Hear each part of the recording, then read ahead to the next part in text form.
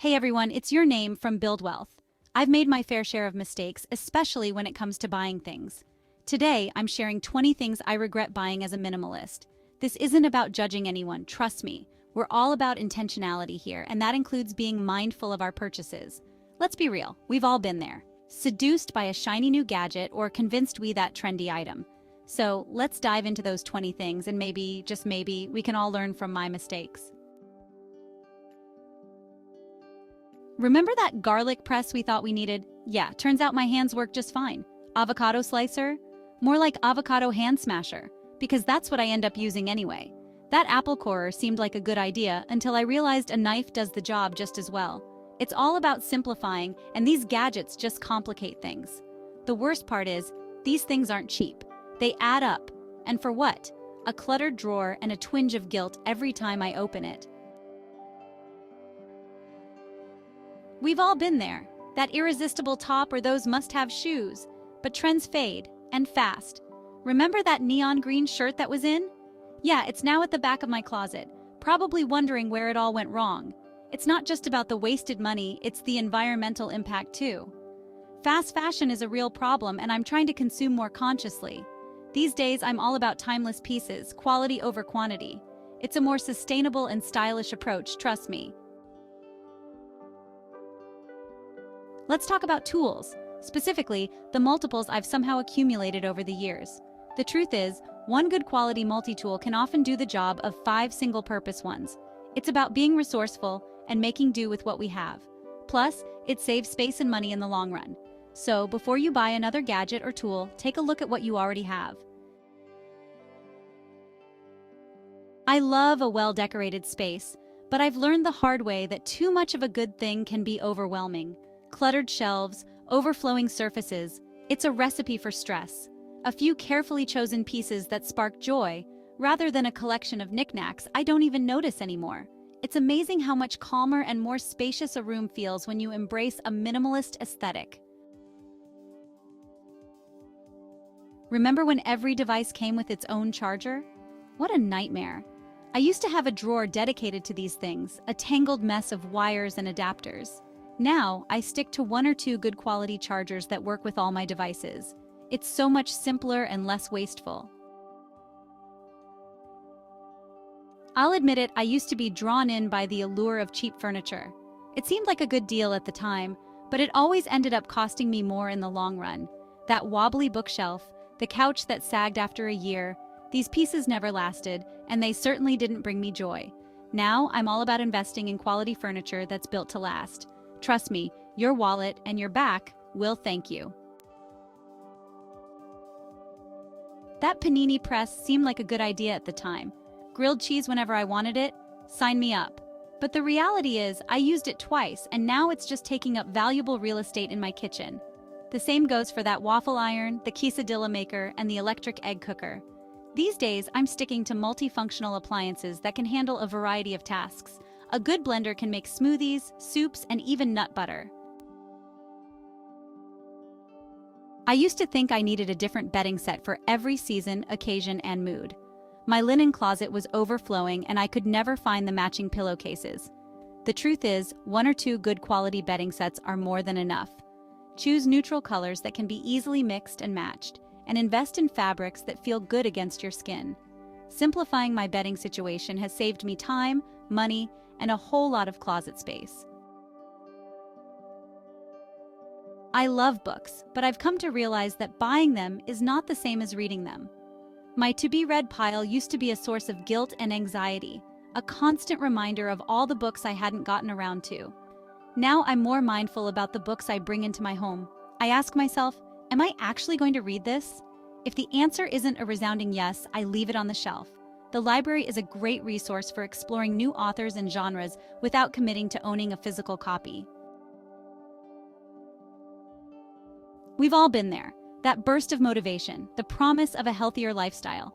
We buy the latest fitness gadget or piece of equipment, convinced this time will be different. But then, reality sets in.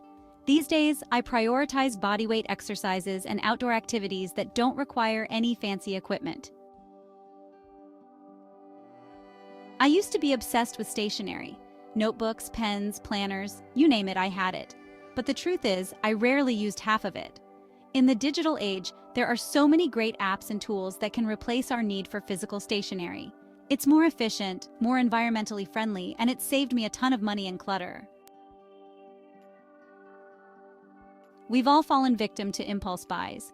That sudden urge to buy something, the thrill of the purchase, the immediate regret.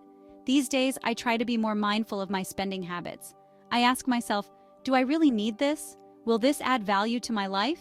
If the answer is no, I walk away. It's amazing how much money you can save and how much clutter you can avoid by simply resisting those impulsive urges. I love the festive spirit of holidays as much as anyone, but I've come to realize that seasonal decorations can be a major source of clutter. Boxes upon boxes of stuff that only sees the light of day once a year? No thanks. These days, I prefer to decorate minimally and choose versatile items that can be used year-round. A few candles, some greenery, and maybe a string of fairy lights are all I need to create a cozy and festive atmosphere.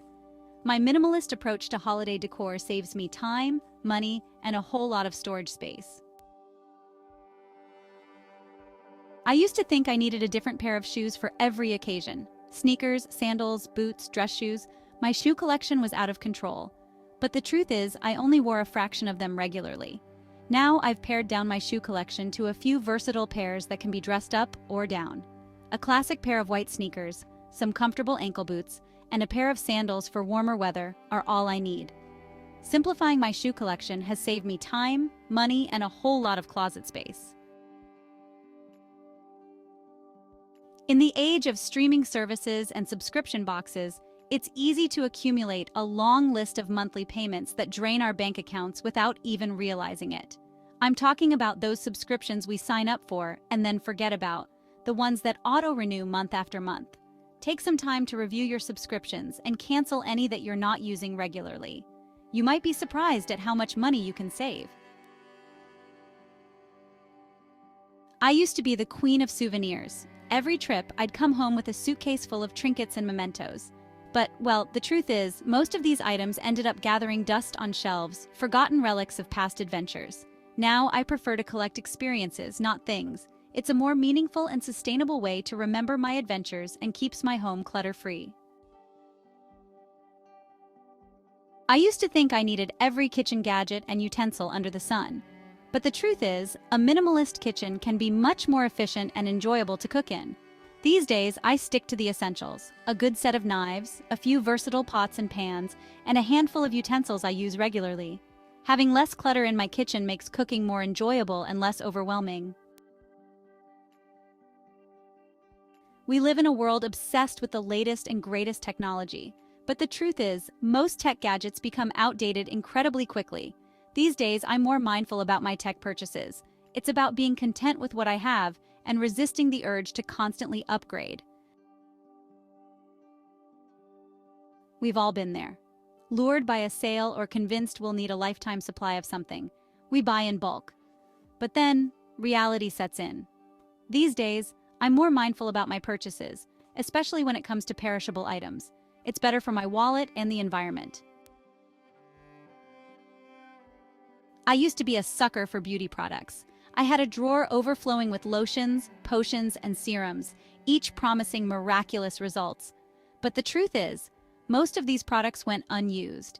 These days, I've simplified my beauty routine dramatically. It's better for my skin, my wallet, and the environment.